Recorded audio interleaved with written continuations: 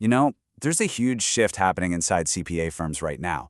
The old way of doing things, that culture of constant overwork, is starting to give way to a brand new model, one that's all about strategic focus. So today, we're going to dig into what that actually looks like and why it's so important for growth. For decades, right? Long hours were almost a badge of honor in the accounting world. But this quote really gets to the heart of it. Leaders today know the truth. Burnout isn't an asset. It's a massive liability that drains your best people, leads to mistakes, and just holds the entire firm back. So what is this big shift we're talking about? Well, it's a move away from the old way, that constant pressure cooker, that burnout-fueled idea of growth, and toward a new model. This new approach is all about strategic focus, about redesigning how work actually gets done. The real badge of honor here isn't exhaustion, it's clarity. To really get why this shift is so critical, we've got to look at the root of the problem. And the source material calls it the quiet compliance burden. Now, what's so sneaky about this is that it's not some big, sudden crisis. It's a slow burn, a creeping pressure. It's the kind of thing you barely even notice day to day, until suddenly your team is completely swamped and you're left wondering, how did we even get here? Let's just walk through how this happens. A new regulation pops up, then a filing requirement changes. Pretty soon, your team is spending way more time on research, which means the time they have to actually do the work starts to shrink. And as that pressure builds, the risk of making mistakes just goes up and up. It's a really vicious cycle. Okay, so if that's the problem, what's the solution?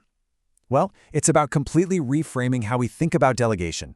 It's about protecting the single most valuable asset in your firm, your team's expertise.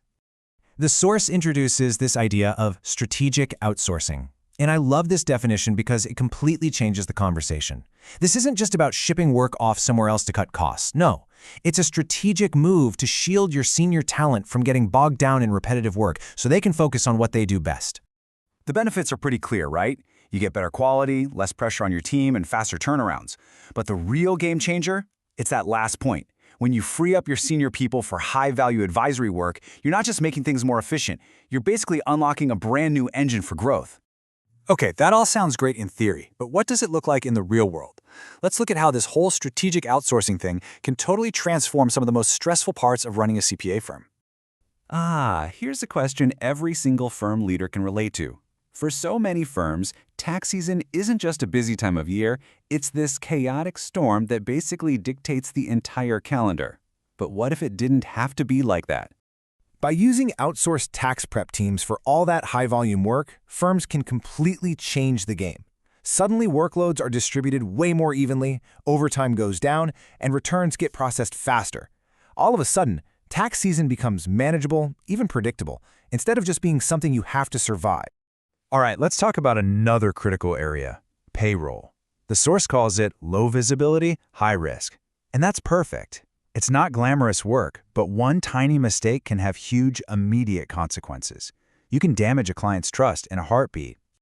This is where outsourcing becomes this incredibly powerful risk management tool. It helps ensure compliance is spot on, it cuts down on all that manual processing, and it guarantees you hit those deadlines. It's really about building dependability into a super critical, high-stakes part of your business. So it's pretty clear this can be a powerful strategy. But, and this is a big but, how you do it matters just as much as why you do it. The key isn't just to outsource, it's to do it with intention. This is such an important point. The firms that really nail this don't just, throw tasks over the wall and hope for the best. They have a deliberate, thoughtful plan for how they're going to integrate this external support into their own workflows. So what does this intentional approach look like? Well, it really comes down to 4 key steps. First, you've got to be crystal clear about what tasks can be delegated. Second, and this is non-negotiable, you have to maintain strong internal review processes. Third, communicate your expectations clearly. And finally, you have to treat this as a long-term partnership, not just another transaction. At the end of the day, making this shift really comes down to a strategic choice. But before you can make that choice, I know there are a couple of big questions that always come up, so let's tackle those head-on. This is a big one, right? Especially for firms that are really trying to grow. The question is, does offloading compliance work somehow water down a firm's ability to do advisory?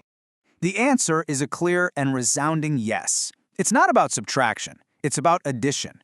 By taking all that routine compliance work off your team's plate, you create the time and the mental space they desperately need to focus on high-value, strategic advisory work for your clients. And here it is, the other major concern. That fear of losing control over quality. I get it. It's your firm's name on the final product after all. Look, it's so important to get this straight. You're not giving up control. You're just delegating the prep work. Your firm's experts, your people, always retain full authority over the entire review process. Quality control stays exactly where it belongs, with you. You know, this final quote from the source material it absolutely nails the core idea. Success today isn't about doing more things. It's about being way smarter about what you choose to do. It's about pointing your most valuable resources, your team's time and their expertise, right where they can make the biggest impact. And that really brings us to the final critical question you should be asking yourself. When you really look at your workflows, at your team's workload, at your biggest goals, is your firm currently designed to create fatigue, or is it designed to enable focus? The answer to that question is going to tell you everything you need to know.